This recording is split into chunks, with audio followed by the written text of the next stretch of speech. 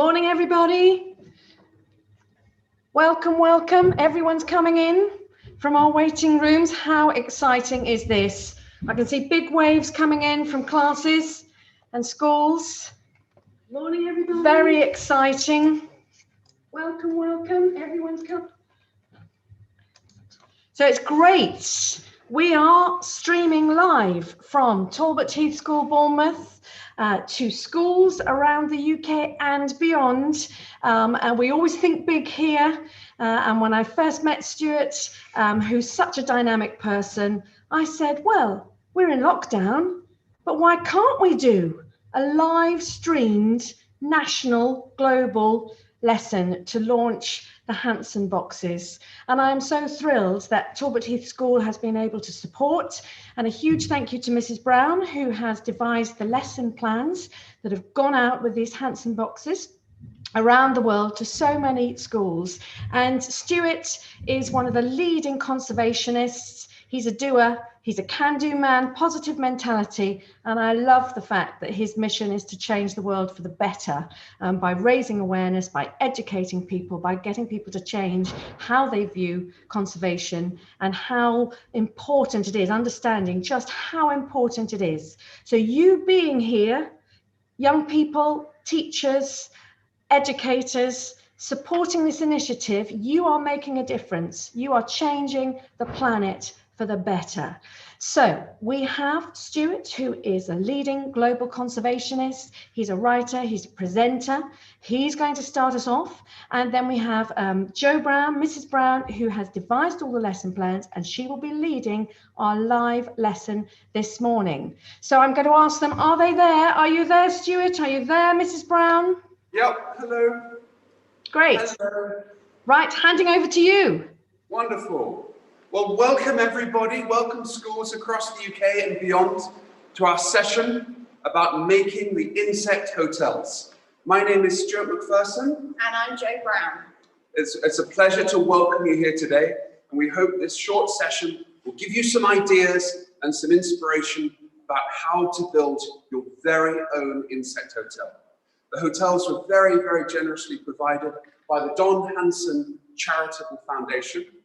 Over the last 6 weeks, we've been shipping out these boxes, and you should have hopefully received one at your school in the last few weeks. They're called the 2020 Hanson boxes. And here's a shot of our warehouse. Over the last 6 weeks, we've sent 220 tons of those 20,000 Hanson boxes. They're very, very generously created and donated to schools completely free by the Don Hanson Charitable Foundation. So there's a few photos of them going out. Each Hanson box contains a range of specially designed resources with 5 books. This is the one we're going to be talking about with the insect hotels today. It's made in partnership with the Jane Goodall Institute's Roots and Shoots groups. It's called Local Safari, Wildlife Adventures at Home. There's also a book about the marine life of the UK overseas territories called Britain's Distant Seas. A book about the world's most spectacular geography here, to hopefully brighten up geography classes. A book also about weird and wonderful creatures and animals that you might never have heard of, to make biology classes even more exciting. And a DVD and a little history book that showcases some amazing facts about UK history and history around the world as well. So those books, in addition to some lesson plans. So we've put lesson plans in that are linked to the national curriculum for Key Stage 1 and Key Stage 2 that will help teachers have their lessons pre-planned to use the resources from the box. And there's one that you can use after this lesson that links through to the importance of bees. That's wonderful. So today, we're all about the insect hotels. This is an example here, and this is what your school can build to showcase your students the importance of insects and the importance of the birthplace.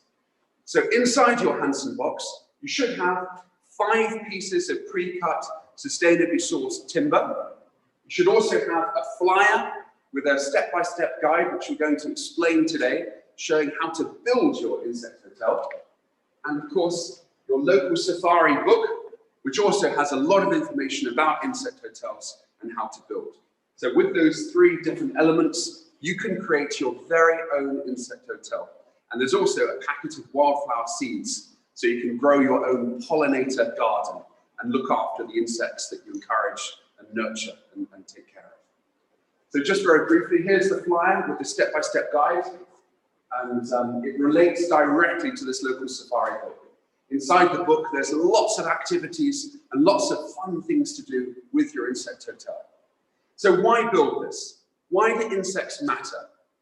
Very, very quickly, here's a quick overview of why we all need to care about insects. Many species of which are in decline across the UK.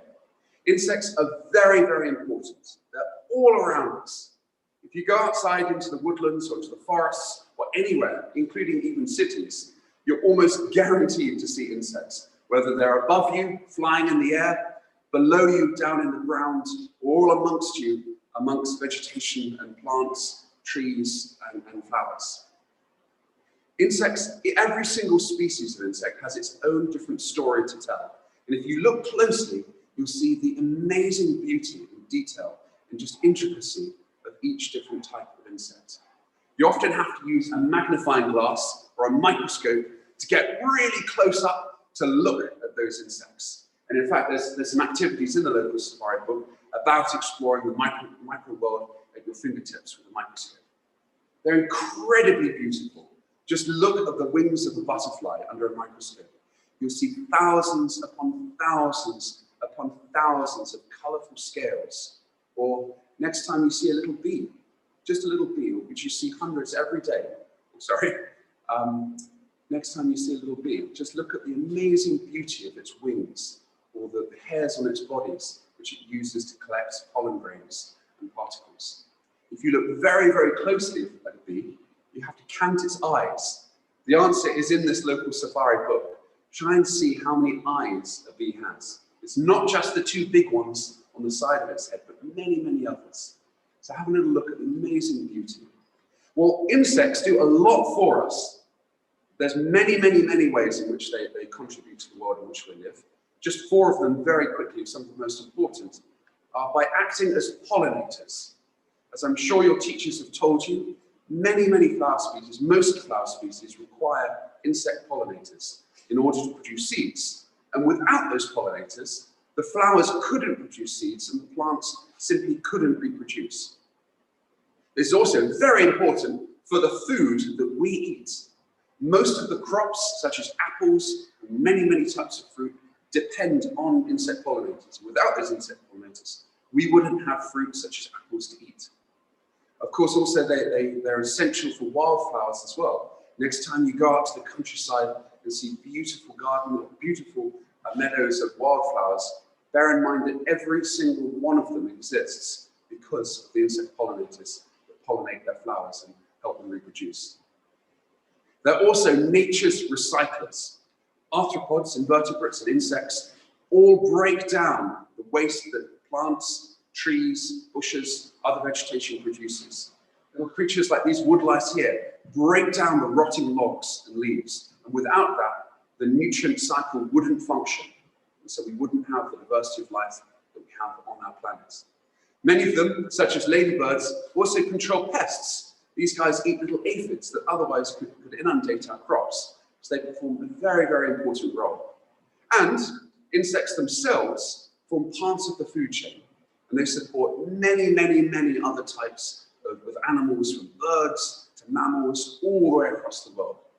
So it really is no exaggeration to say these are very important animals. 85% of all animal species on Earth are invertebrates, including insects. And so they make up the majority. There's over 1,250,000 species of known invertebrates, and thousands of new species being discovered every single year. So when you guys grow up watching this, you could absolutely become scientists and go and discover and name new species of insects. There's thousands and thousands being found every single year. So without insects, the world could not function. You wouldn't have the diversity of animals and plants that you see here in the world today. So next time you see insects, just remember how beautiful they are and how important they are to the world in which they live, in which you live. So that brings us to our insect hotels and what you can do in your school, and you can create your own one. They're really, really fun. You can put in lots of different bits and pieces and attract all sorts of different creatures that Joe's going to explain about in a second.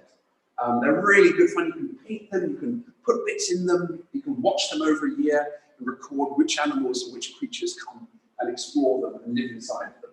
You could find a place in your school's ground to locate your insect hotel, and then you can watch it over the rest of the year.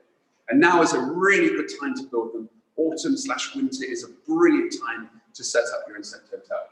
So, without further ado, we're going to take you through the step-by-step process that's already shown on your flyer, but we're going to show you that to help give you some ideas and hopefully some examples that you can use to create your insect hotels at your school. Lastly, I just really quickly want to mention, don't forget to use your local safari book. It's crammed full of activities that relate to your insect hotel, not just in terms of building it, but actually once you attract insects to your school, you can identify them. The local safari book has all sorts of identification activities, spotting the difference between different groups of insects, doing a moth safari and a butterfly safari, and showcasing how insects contribute to the world we live in, and how you can explore them and see them with a microscope and a magnifying glass. So don't forget to relate what you learned today to that book. We really hope you enjoy it. So let's go and see how we make it.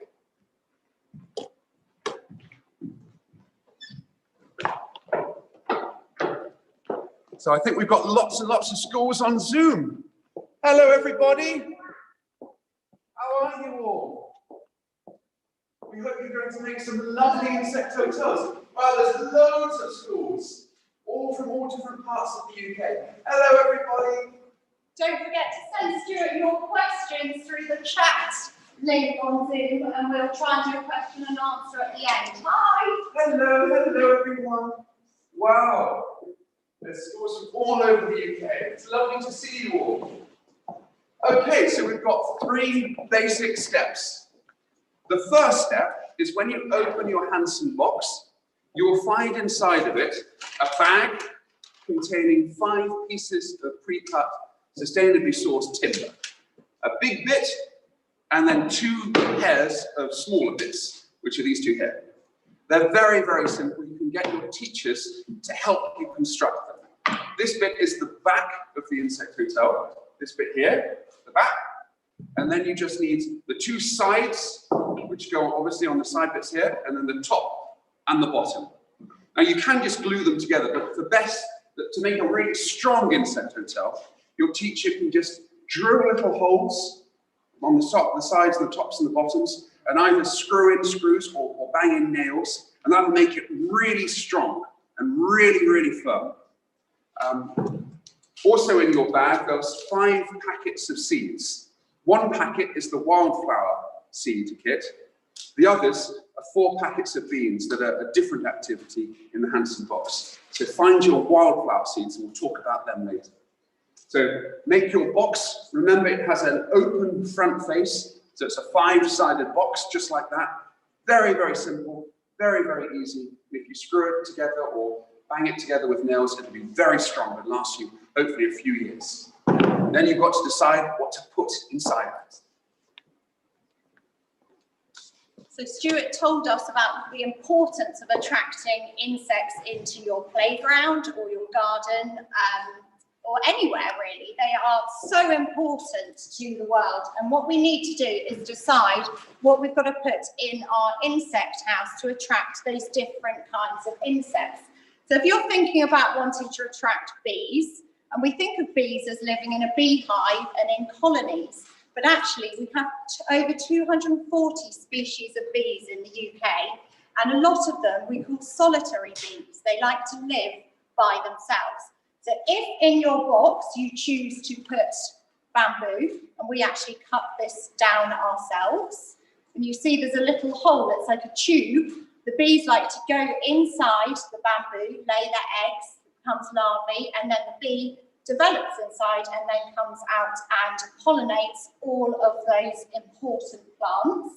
The other thing you can do is drill holes into a piece of wood, and the same thing, the bees will go in there and they actually line those holes, those tunnels, with pollen to make it all lovely for those eggs, and then they will come out when they're ready and do that really important job in our environment. If you want your ladybirds, so those pest control animals, they love pine cones, and the reason they like pine cones is there's lots of little gaps that they can go inside and hibernate in. So lots of pine cones for those ladybirds are really, really important, and you can go out and collect those from woodland or gardens or anywhere. So get some lovely pine cones for those ladybirds.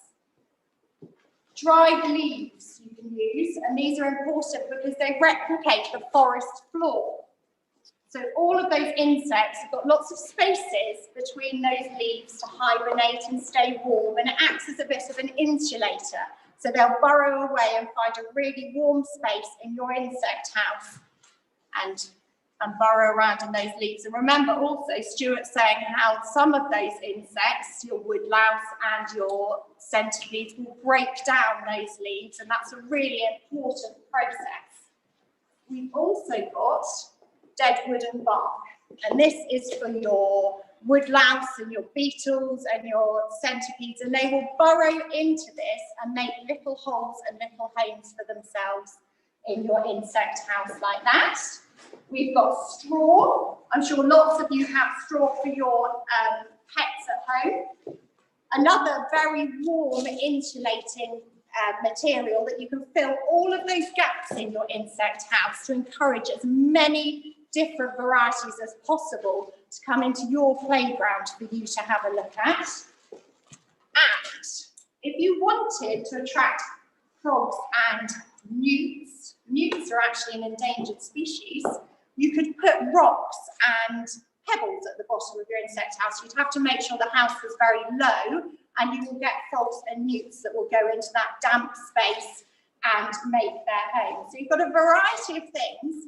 Nothing you need to go and buy from a shop. You can find all of these on a walk that maybe you could do at home, and bring these materials in and then make compartments in your insect house and fill them with all of these different things to attract such a wide variety of insects that you can then study. And remember, if you plant the wild seeds, that would be another way, having those flowers that are bright and they smell lovely, and that will attract your bees to come in and do that really important pollinating activity that they do, which links to one of the lesson plans in your box. So we've got everything to fill it, but we want our boxes to look really, really special. So I've got some girls helping me over here. And we've chosen to decorate our boxes by using Sharpie pens. You can also use paint to just make sure that it's not water-based and it's something that's going to be non-toxic. And you can decorate around the outside. These are looking amazing, girls, well done. We did some earlier in the week, and the girls chose different ways to decorate depending on what they wanted to attract into their boxes. And then they filled them up and made those compartments, and we'll be placing them around our school to see what we can attract over the coming months. So I'm going to send you back over to Stewart for some more examples.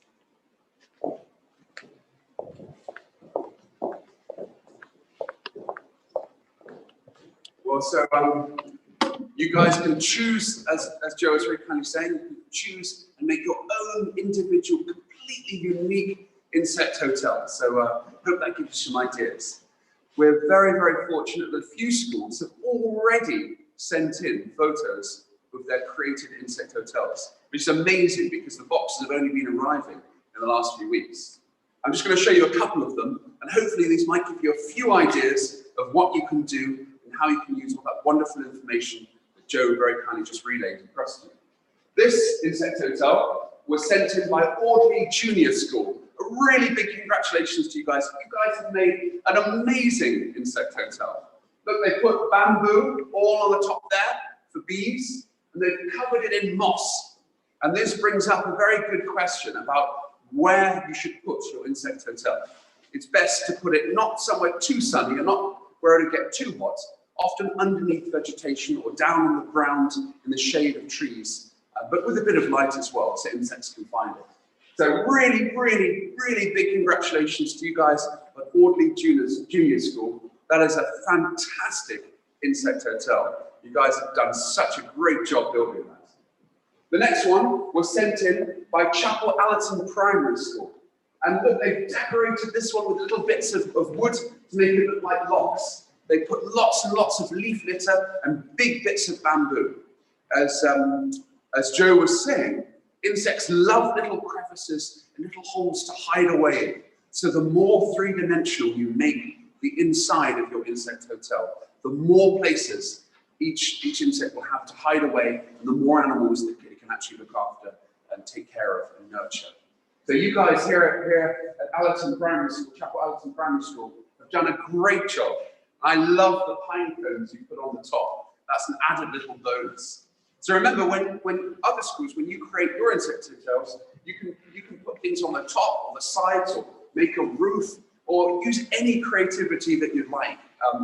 You can add bits to the side if you want to, and make it really, really exciting, just like Chapel Allerton Primary School have done here. So a massive congratulations to all of the very clever pupils there. Really, really well done. Last but not least, don't forget to use the packet of wildflower seeds that you've got in your box. You can plant these and make your own wildflower garden to look after the bugs that you attract. My very last point is the Don Hanson Charitable Foundation is running a really exciting competition for the winning 10 photos of the insect hotels.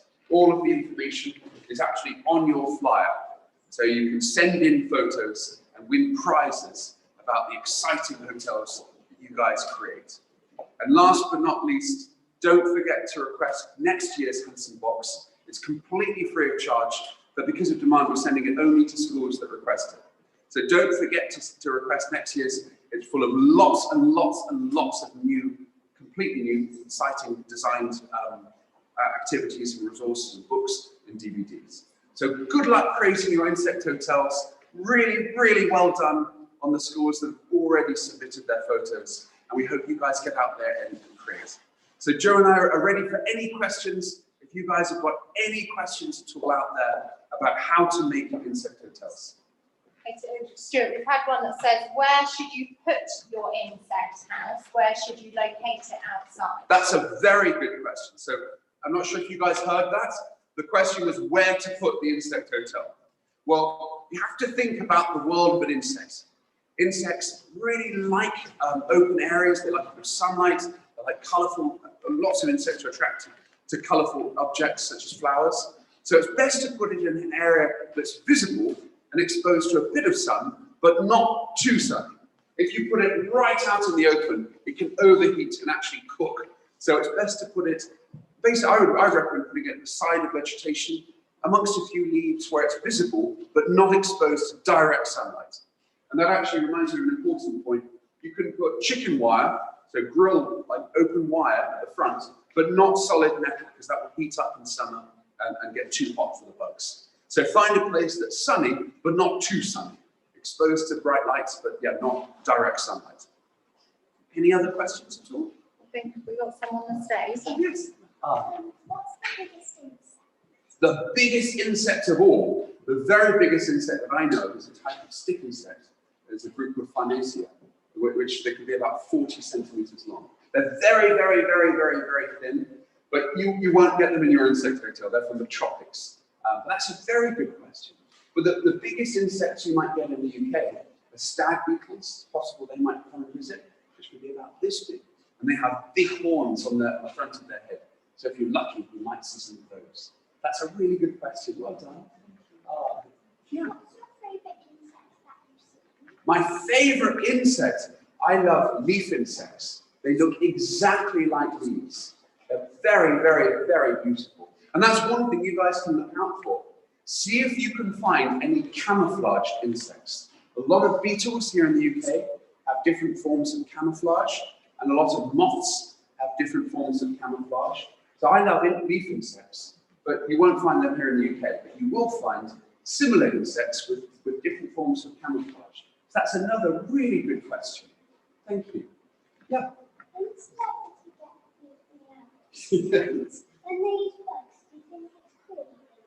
Well, yeah, I've got to be honest, the question was if it's cruel to use bugs in Celebrity, get me out of it. I haven't even watched that program, so I don't know that much about it. Yeah, it's best to look after bugs. We'll make a nice little hotel. That's a really good question. It's important to look after insects.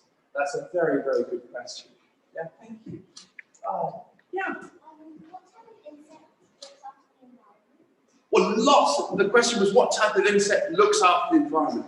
Lots and lots and lots and lots of insects help the environment in different ways. Like the pollinators we were seeing earlier, they're very, very important.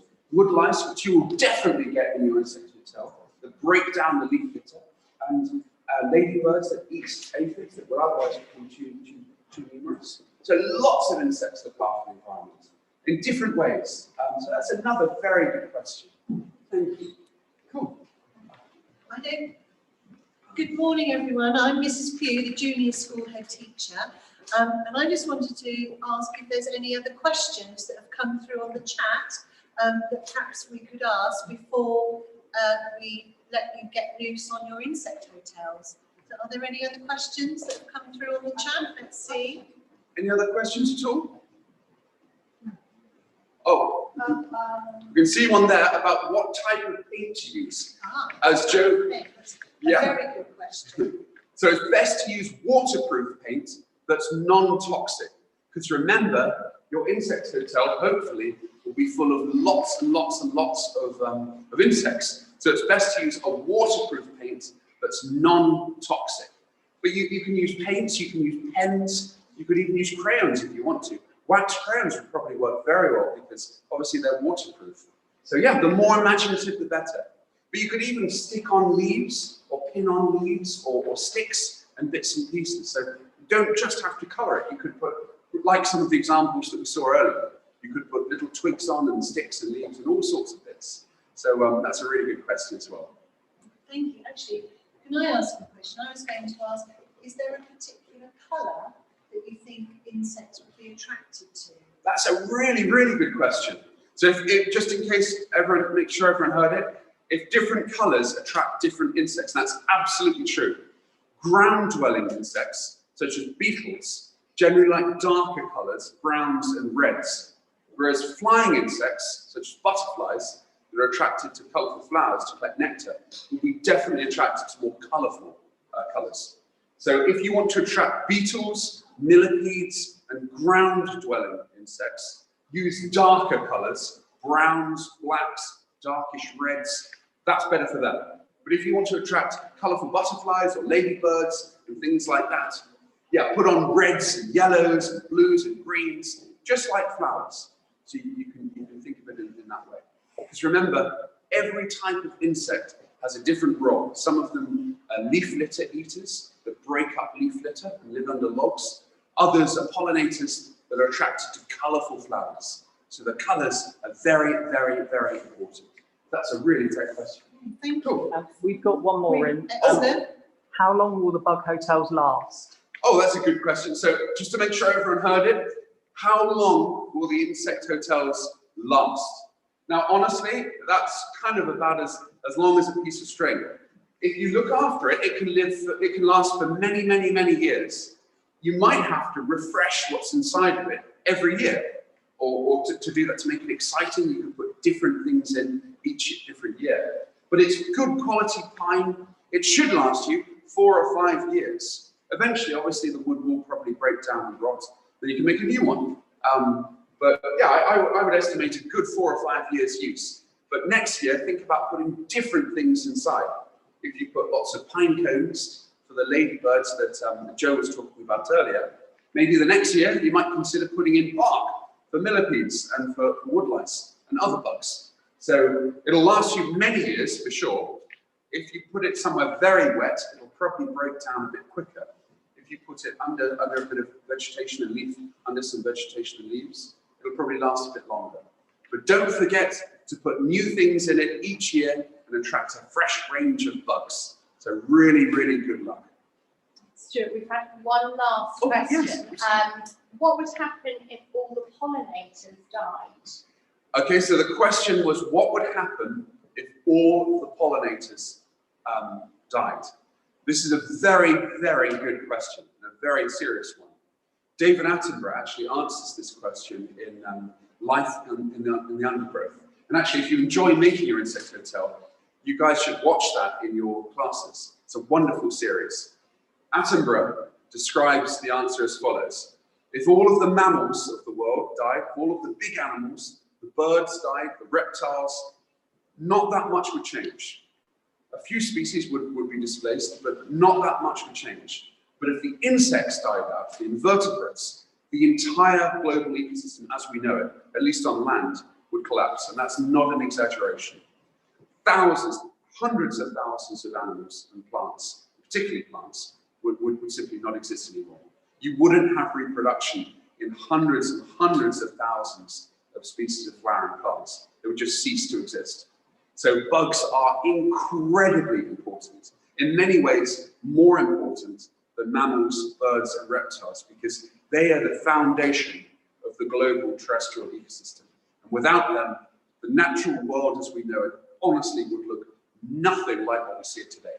So they are very, very, very important indeed. And by looking after your own little range of bugs in your school grounds, you can do your part to help take care of them. And on a last note, this really matters. A lot of insects, particularly butterflies here in the UK, are declining. They're getting rarer and rarer and rarer. They're so beautiful, we don't want them to die out. So in a very real way, by looking after your insect hotel, you can look after not just bugs, but also other animals that feed on bugs as well. So it feeds into the whole bigger ecosystem and the nutrient cycle. So really, really, really hope you've enjoyed our session here, being live from Talbot Heath School today. And just wanted to say thank you. And I would just like to say a huge thank you to Stewart, who I must say has worked incredibly hard, has packed all those boxes himself. Or with a team. With a team, but without you, it wouldn't have happened. And I'm so pleased that we were able to welcome so many people from all over the country this morning to share in this really exciting project. And I would just like to say, first of all, a big thank you to Stewart and also to Mrs. Brown, who's helped with the lesson plans, and also all the girls and all those children out there and all those staff watching, because as Stewart said, insects are so important. So perhaps we could have a really big round of applause as a thank you.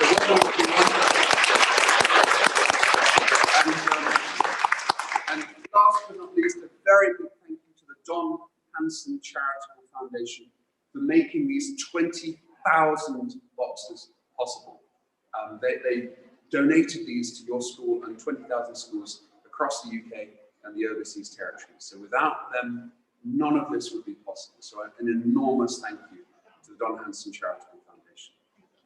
So from Talbot Heath, goodbye to everybody and have great fun bug hunting. Bye-bye. Good luck. Bye-bye.